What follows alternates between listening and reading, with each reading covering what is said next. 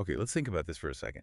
What if there's this powerful unseen force, something that's actually always working for you, ready to line everything up just right? And what if, and this is the key part, your only job is just to say, yes, this is what I want, and then step back? Today, in this deep dive, that's exactly what we're exploring. This kind of fascinating dance between your desires and, well, a mysterious power, and how they work together to shape your reality. Our source material for this is quite interesting. It's a YouTube video transcript all about manifestation meditation. And it offers a perspective that honestly challenges a lot of the usual ideas about how we make things happen. So our mission today is to really unpack the key insights from this source. We want to help you understand how you might stop doing what the source calls never your job in the first place. And instead, how you can learn to let life rearrange itself to serve you. Sounds pretty good, right? It does. It's a compelling idea. So let's start with the absolute foundation from our source. It says there's this intelligent power, and it's always trying to take care of everything for you. But, and this is crucial, the video argues it only gets blocked when we jump in and try to do its job. Like, it's just waiting for us to get out of the way. Yeah, and what's really insightful is how it describes this force. It's not just, some vague energy. It's framed as a quiet, intelligent power, something that sees way further than we can. It knows all the possibilities, all the options, and importantly, it's always moving, always listening. It's responding constantly to the energy you're holding, your internal state. Right, it's active. And the source also makes a really big point that what you call this power, it doesn't really matter. No, not at all. Universe, God, source, higher self, infinite intelligence, whatever label resonates. The name isn't the point. Exactly. Yeah. The important thing is recognizing that it exists, it's working for you, and it actually wants to deliver what you intend. It's not asking for perfection, just clarity. Clarity and that internal alignment, yeah. Okay, so if this power exists and wants to help, why do so many of us feel like we have to constantly push and strive? When people think about manifestation, usually it involves a lot of effort. Right. Oh, I've heard Our source digs into this common misconception. Yeah. The belief that manifesting means you have to do more. Obsess over every detail, prove you're worthy, overthink, control, plan everything down to the last second. Right. Like you personally have to force all the pieces together. It's exhausting just thinking about it. It is. And the source says, look, that's often misguided. It points out how people visualize, maybe from a place of lack, or they use affirmations kind of desperately. Yeah, like trying to convince the universe or themselves that they deserve it. Exactly. But the source's message is, you're already worthy. That's the baseline. And here's the counterintuitive part.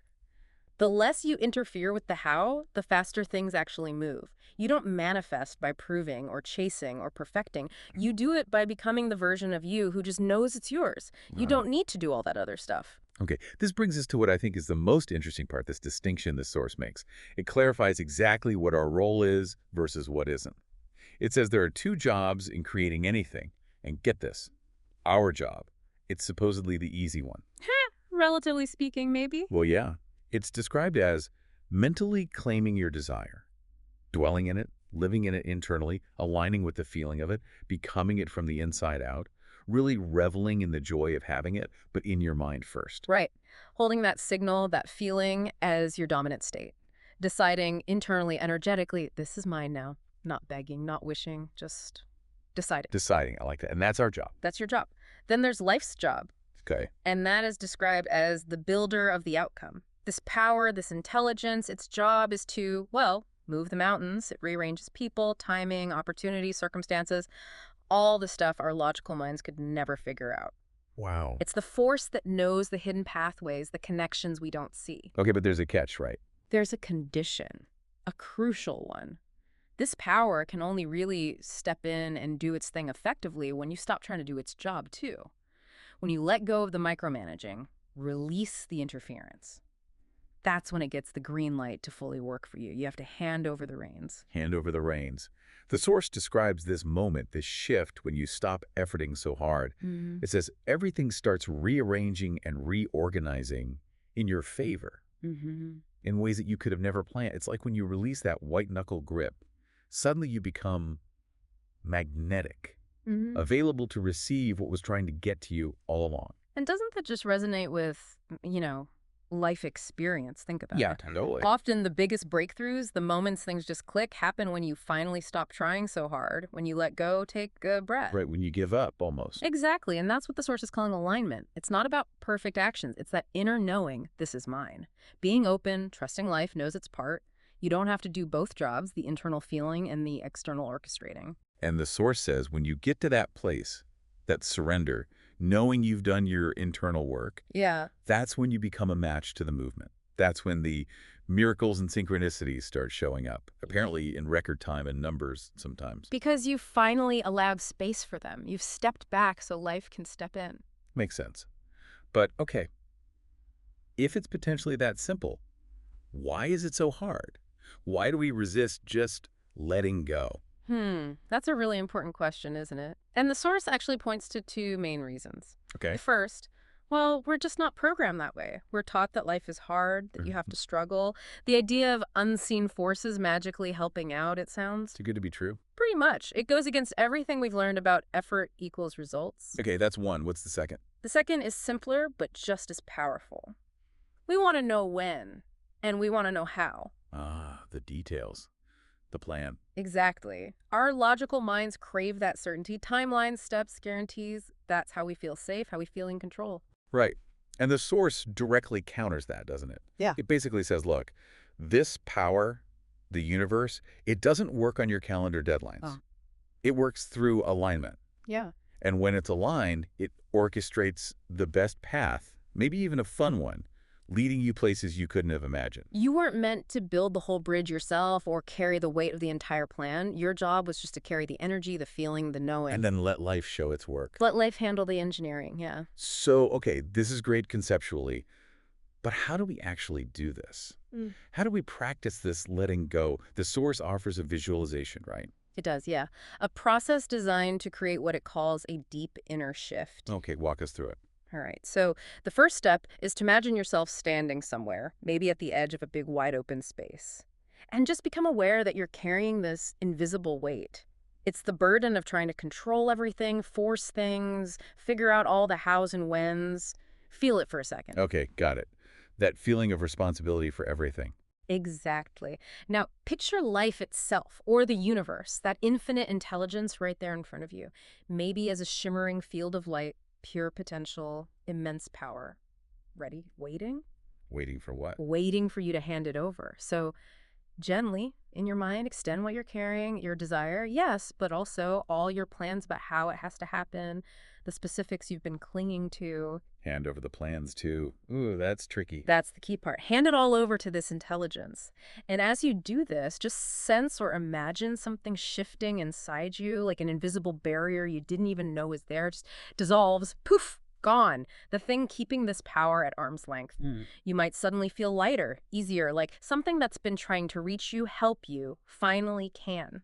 Ah, okay. And in that moment, you consciously give yourself permission. Permission to let go, Yeah. release the grip, stop trying to do the job that was never yours, you hand it over. Feel that relief, like taking a huge deep breath you didn't realize you were holding. Yeah, I can feel that. Good. Now, internally, or even say it aloud if you want, give this power explicit permission. Something like, I give the universe permission to do its job. I step back now so life can step in. And I trust it to surprise me in ways I never could have planned. I trust it to surprise me. I like that part. It's about openness. Now, just imagine, somewhere out there, maybe far away, maybe close by, a scene is already shifting because you did this. People are being gently nudged. A conversation starts somewhere that will eventually benefit you. A door you didn't know existed is creaking open, all because you surrendered. Wow. Zoom out even further in your mind. See the pieces of your desire like little stars, rearranging themselves in the background. Perfect timing, effortless precision. You're not alone in this anymore. So nerd. Exactly. You're partnered with something infinite. So just affirm that feeling, that knowing. I am supported. I have this mysterious, powerful guidance. It's always on my side. I'm partnered by it. And everything I truly need is finding its way to me now. That's a powerful visualization. And the source really emphasizes, doesn't it, that from this point on, you don't have to carry it alone. Not at all. You've handed it over. Yeah. Life, the universe, whatever you call it, is already responding. Your only job left is just Yeah. to receive, to allow. Because As the source puts it, the most powerful version of you is the one who finally let life take the lead. So wrapping this up, what's the core takeaway here? It really boils down to this fundamental distinction, doesn't it? It really does. Your role, Mm. the internal claiming, aligning, feeling it real inside, Mm-hmm. then stepping back, Mm-hmm. and life's role, Hmm. the orchestration, the how, moving all the pieces on the board, bringing it to you. Yeah. And maybe here's a final thought to mull over. Okay. What if the true measure of our readiness to actually receive what we want isn't found in how hard we're striving or pushing? What if it's actually found in our willingness to surrender, to just allow life to surprise us with solutions and paths we never, ever could have conceived of on our own? Hmm. That's a powerful question to sit with. How might really internalizing this difference between your job and life's job change how you approach your goals starting today? What could you potentially let go of, trusting that this intelligent power is already working things out for you? Something to think about.